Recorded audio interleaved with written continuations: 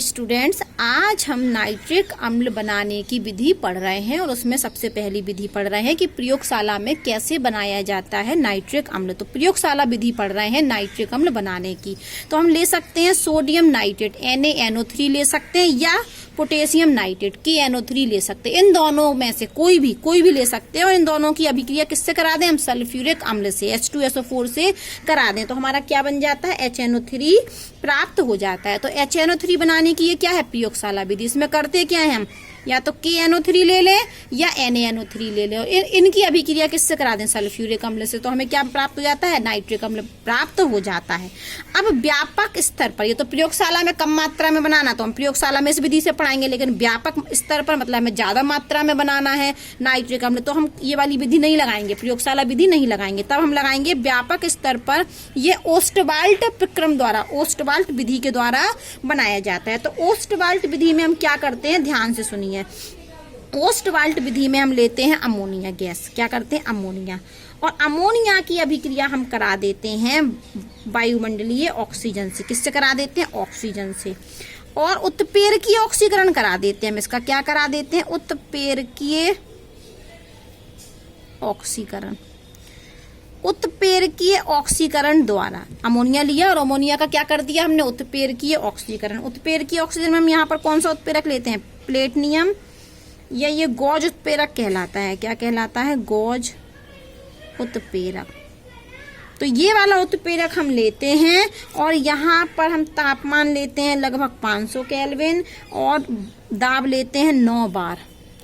वापस सुन लीजिए, यदि हमें नाइट्रिक अम्ल को प्रयोगशाला में बनाना है तो KNO3 या NaNO3 की अभिक्रिया हम सल्फ्यूरिक अम्ल से करा दें तो नाइट्रिक अम्ल बन जाता है। लेकिन व्यापक स्तर पर नाइट्रिक अम्ल ओस्टवाल्ट विधि के द्वारा बनता है। और ओस्टवाल्ट विधि में हम क्या करते हैं? अमोनिया का वायुमंडलीय ऑक्सीजन से, अमोनिया का वायुमंडलीय ऑक्सीजन से उत्प्रेरकीय क्या करा देते हैं हम? ऑक्सीकरण द्वारा। अमोनिया का वायुमंडलीय ऑक्सीजन से क्रिया कराते हैं और कौन सा ऑक्सीकरण कर देते हैं? उत्प्रेरकीय ऑक्सीकरण कर देते हैं। यहाँ पर कितना तापमान लेते हैं? 500 केल्विन और दाब कितना लेते हैं? 9 बार। और उत्प्रेरक लेते हैं हम गॉज उत्प्रेरक। तो हमारा क्या बन जाता है?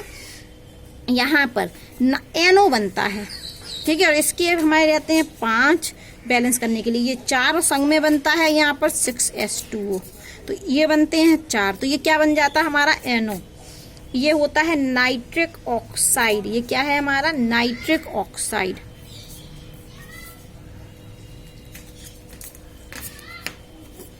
इस नाइट्रिक ऑक्साइड की अभिक्रिया हम फिर ऑक्सीजन से कराते हैं। ये NO मिल गया हमें। इस NO की अभिक्रिया हमने करा दी फिर ऑक्सीजन से तो हमारा मिलता है NO2। क्या मिलता है? NO2। ये लेते हैं हम 2 अणु तो ये भी मिलते हैं NO2। तो ये क्या बन गया हमारा? NO2। इसका नाम क्या होगा? Nitrogen dioxide. ये नाइट्रिक ऑक्साइड, इसका नाम क्या होगा? Nitrogen dioxide. ये हमारा नाइट्रोजन डाइऑक्साइड हो गया। ओस्टवाल्ट विधि चल रही है, एक स्टेप में नहीं बनता है। पहले हमने अमोनिया का कराया उत्प्रेरकीय ऑक्सीकरण तो हमें मिल गया नाइट्रिक ऑक्साइड NO। इस NO की अभिक्रिया हमने फिर ऑक्सीजन से कराई तो हमें मिल गया नाइट्रोजन डाइऑक्साइड। अब इस नाइट्रोजन डाइऑक्साइड का हम पानी से अभिक्रिया करा दें। नाइट्रोजन डाइऑक्साइड की अभिक्रिया हम किससे करा दें? पानी से। तो हमको मिल जाता है HNO3 और मिलता है NO। तो ये लेते हैं हम 3 और ये है हमारे बनते हैं 2। अब ये NO बन गया। इस NO का फिर से ऑक्सीकरण होगा O2 से अभिक्रिया, फिर NO2 मिलेगा। फिर NO2 को हम किस में घोल दें? पानी में। तो यहाँ पर साफ साफ आप समझ रहे हैं कि व्यापक स्तर पर यदि हमें HNO3 बनाना है तो पहले अमोनिया का उत्प्रेरकीय ऑक्सीकरण करा दें जिससे हमें नाइट्रिक ऑक्साइड मिलता है।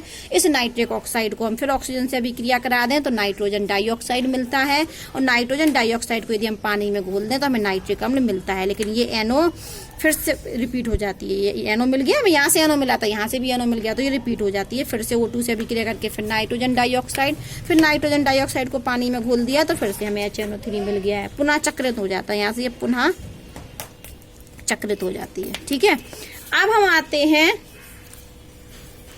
थोड़ा आगे, इसके पढ़ते हैं अब हम गुण। क्या पढ़ते हैं? इसके गुण। तो ये क्या होता है? रंगहीन द्रव होता है, गैस नहीं होती है, ये रंगहीन द्रव है।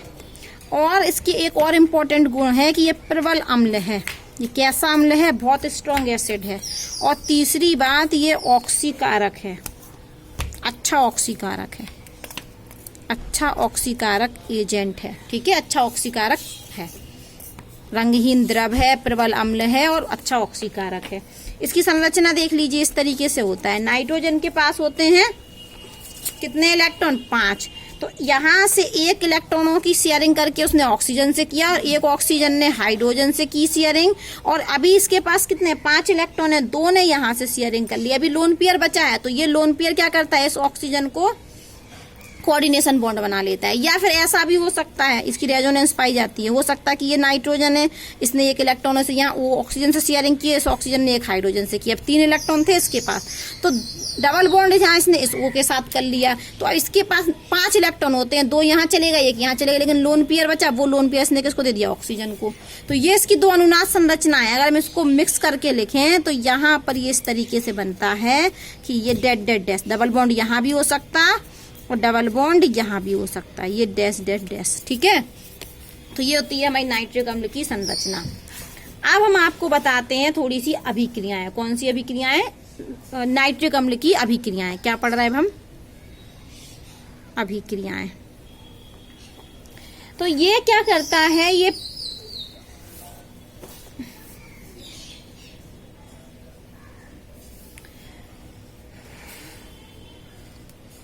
ठीक है, नाइट्रिक अम्ल प्रबल अम्ल की तरह व्यवहार करता है। हमने पहले ही बोला था, प्रबल अम्ल की तरह व्यवहार करता है। देखिए, ये लिया हमने नाइट्रिक अम्ल, और नाइट्रिक अम्ल की अभिक्रिया हमने किससे करा दी? जल से।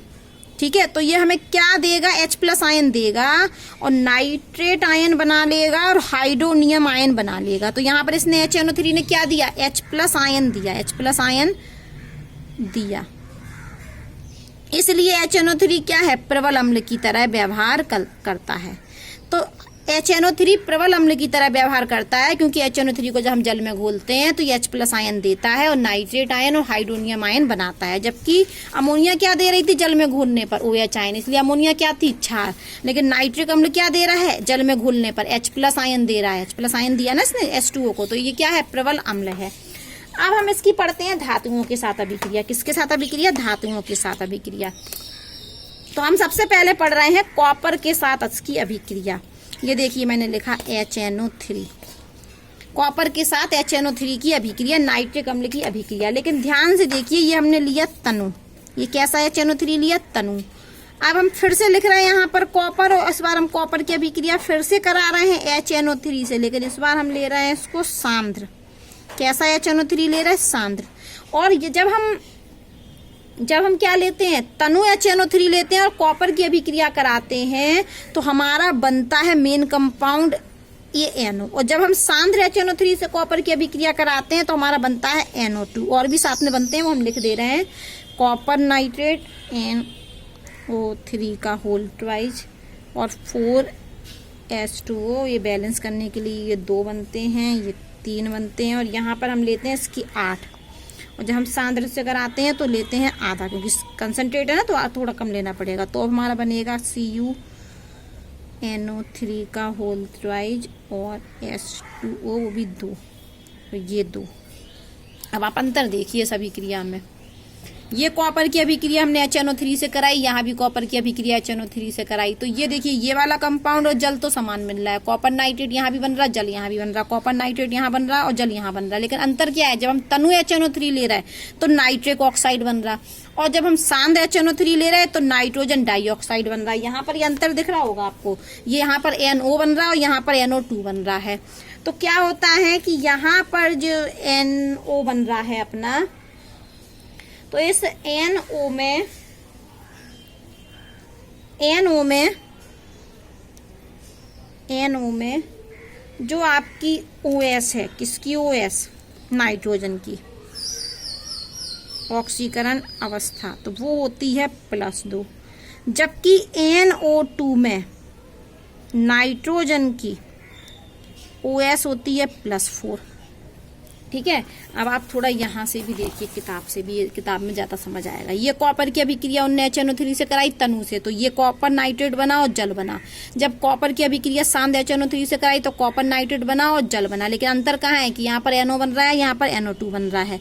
तो वो ये कह रहे हैं कि जब धातुओं के साथ हम अभिक्रिया करते हैं तो ऑक्सीकरण के उत्पाद जो बनते हैं, जो उत्पाद बनते हैं, वो अम्ल की सांद्रता पर निर्भर करते हैं। बात सुनिए, यहाँ पर नाइट्रिक अम्ल NO बन रहा है या NO2 बन रहा है, तो ये उत्पाद हैं और ये बने उत्पाद किस पर निर्भर करते हैं? अम्ल की सांद्रता पर।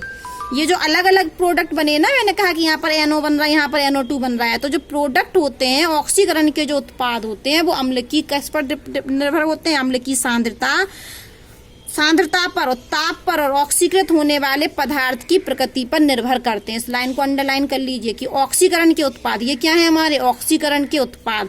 तो ये ऑक्सीकरण के जो उत्पाद होते हैं वो अम्ल की सांद्रता पर, ताप पर, ऑक्सीकृत होने वाले पदार्थ की प्रकृति पर निर्भर करते हैं। सीधी बात है कि यहाँ अम्ल तनु है तो अलग उत्पाद बन रहा है, या अम्ल क्या है सांद्र तो अलग उत्पाद बन रहा है। तो यहाँ ये कहना चाह रहे हैं इन अभिक्रियाओं की सहायता से कि ऑक्सीकरण के जो उत्पाद होते हैं वो अम्ल की सांद्रता पर, ताप पर, ऑक्सीकृत होने वाले पदार्थ की प्रकृति पर निर्भर करते हैं। भाई यहाँ पर फिर देख लीजिए, उन्होंने फिर इस बार कौन सी धातु ले ली? जिंक। और जिंक की अभिक्रिया किससे करा दी? HNO3 के। तो कौन सा HNO3 लिया? तनु। तो हमारा क्या बना? जिंक नाइट्रेट बना, जल बना और N2O बना। दूसरी बार उन्होंने फिर क्या लिया? जिंक लिया, लेकिन इस बार HNO3 कैसा ले लिया? कंसंट्रेट। तो फिर से हमारा जिंक नाइट्रेट बना, जल बना और क्या बन गया यहाँ पर? NO2। तो यहाँ पर N2O में जो N की ऑक्सीकरण होती है वो +1 होती है, यहाँ पर होती है +4। तो यहाँ पर फिर अलग अलग हो गया ना, ये प्रोडक्ट अलग है, ये उत्पाद अलग है, ये उत्पाद अलग है। ये किस पर निर्भर किया? अम्ल की सांद्रता पर। यहाँ अम्ल की सांद्रता कम है ऊपर वाली रिएक्शन में, नीचे वाली में अम्ल की सांद्रता क्या है? ज्यादा, क्योंकि सांद्र है। तो सीधी बात यह है कि ऑक्सीकरण के जो उत्पाद होते हैं वो किस पर निर्भर करते हैं? अम्ल की सांद्रता पर, ताप पर और ऑक्सीकृत होने वाले पदार्थ के नेचर पर डिपेंड करते हैं। तो यहाँ पर ये इंपॉर्टेंट है, कॉपर के साथ HNO3 कैसे रिएक्ट करता है जब तनु HNO3 हो, और जब कॉपर के साथ HNO3 सांद्र लें तो क्या बनता है। ऐसे ही जिंक के साथ जब तनु HNO3 की अभिक्रिया कराएं तो क्या बनता है, और जब जिंक के साथ किसकी अभिक्रिया कराएं? कंसंट्रेट HNO3 की, तो क्या बनता है। तो दो प्रोडक्ट तो समान है, जिंक नाइट्रेट और जल। यहाँ पर कॉपर नाइट्रेट और जल, यहाँ पर NO और यहाँ पर NO2, जबकि यहाँ पर क्या बनता है? N2O और NO2। ये किस पर निर्भर करता है? अम्ल की सांद्रता पर, ताप पर, ऑक्सीकृत होने वाले पदार्थ की प्रकृति पर। अब हम और आगे सुनते हैं। कुछ धातुएं जो हैं वो नाइट्रिक अम्ल में विलय नहीं होती हैं, क्योंकि धातु की सतह पर ऑक्साइड की पतली अक्रिय परत होती है। धातुओं की सतह पर क्या होती है? ऑक्साइडों की पतली अक्रिय परत होती है। इसलिए ये कुछ धातुओं में ये नाइट्रिक अम्ल, इन धातुओं मतलब नाइट्रिक अम्ल में कुछ धातुएं विलय नहीं होती हैं। वापस सुन लीजिए, नाइट्रिक अम्ल में कुछ धातुएं विलय नहीं होती हैं। क्यों नहीं होती है धातु? क्योंकि इन धातुओं में सतह पर ऑक्साइड की पतली परत होती है। तो धातु कवर है, मतलब कि चलो धातु किससे कवर है? पतली ऑक्साइड की परत से कवर है। तो हमने ऊपर से HNO3 डाला तो उसने रिएक्ट ही नहीं किया, इसलिए वो घुला नहीं। अब यहाँ पर क्या बता रहे हैं? आयोडीन की अभिक्रिया बता रहे हैं। तो जब आयोडीन HNO3 से अभिक्रिया करता है तो आयोडिक अम्ल बनाता है। किसमें? आयोडिक अम्ल में ऑक्सीकृत हो जाता है। क्योंकि यहाँ पर आप देखोगे कि इसकी ऑक्सीकरण अवस्था कितनी है? 0, और इसकी कितनी निकलेगी? -6 और +5। यहाँ पर आई की ऑक्सीकरण अवस्था निकालोगे तो +5। तो 0 से क्या हो गई? +5, मतलब ऑक्सीकरण हो गया। ये क्या हो गया हमारा? ऑक्सीकरण। तो आयोडीन को जब हम HNO3 से अभिक्रिया कराते हैं तो आयोडीन का क्या हो जाता है? ऑक्सीकरण हो जाता है, और इस अम्ल का नाम है आयोडिक अम्ल। अब यहाँ सुन लीजिए, यहाँ पर कार्बन का भी ऑक्सीकरण हो जाता है। यहाँ साफ साफ लिखा है कि आधातु एवं उनके यौगिकों को भी ऑक्सीकृत करता है। मैंने आपको बोला था कि जो HNO3 होता है वो प्रबल ऑक्सीकारक होता है। तो ये किस किस को ऑक्सीकृत कर देता है? धातुओं को, आधातुओं को। किसको ऑक्सीकृत कर देता है? आधातुओं को, और आधातुओं के बने यौगिकों को। धातुओं को की अभिक्रिया ये बता दी हमने, इस तरीके से होती हैं। अब बात कर रहे हैं हम नाइट्रिक अम्ल आधातुओं से कैसे अभिक्रिया करता है और आधातु से बने यौगिक के साथ कैसे अभिक्रिया करता है। तो आयोडीन एक आधातु है, तो जब नाइट्रिक अम्ल की अभिक्रिया हम आधातु से आयोडीन से कराएंगे तो ये आयोडीन को ऑक्सीकृत कर देगा। कार्बन भी आधातु है, तो कार्बन को भी HNO3 से अभिक्रिया कराए तो उसने कार्बन डाइऑक्साइड में क्या कर दिया? ऑक्सीकृत। ऐसे ही सल्फर को भी ऑक्सीकृत कर दिया। फॉस्फोरस को फॉस्फोरिक अम्ल में ऑक्सीकृत कर दिया। अब हम भाषा पढ़ लेते हैं कि सांद्र आधातु एवं उनके यौगिकों को भी ऑक्सीकृत करता है। जो आपका HNO3 होता है वो आधातुओं एवं 2 मिनट रह गए बस। नाइट्रिक अम्ल आधातुओं एवं उनके यौगिकों को भी ऑक्सीकृत करता है। क्या करता है? आयोडीन को किस में कर देता है? आयोडिक अम्ल में। आयोडीन को आयोडिक अम्ल में ऑक्सीकृत कर देता है।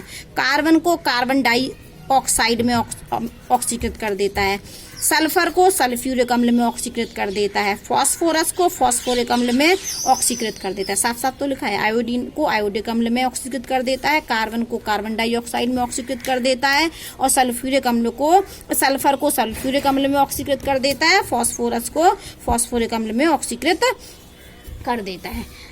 अब यहाँ पर थोड़ा सा उपयोग पढ़ लीजिए कि नाइट्रिक अम्ल का उपयोग किस में करते हैं? हम उर्वरक में। कौन कौन से उर्वरक? अमोनियम नाइट्रेट बनाने में करते हैं। और विस्फोटक, ठीक है, विस्फोटक पदार्थ बनाने में भी कर सकते हैं, जैसे कि नाइट्रोग्लिसरीन, ट्राइनाइट्रोटॉलिन, अन्य कार्बनिक नाइट्रो यौगिकों के विरचन में भी इसका प्रयोग विरचन में बनाने में उपयोग होता है। ठीक है, ये रॉकेट ईंधनों में भी ऑक्सीकारक के रूप में प्रयोग होता है। नाइट्रिक अम्ल रॉकेट ईंधनों में भी ऑक्सीकारक के रूप में प्रयुक्त होता है।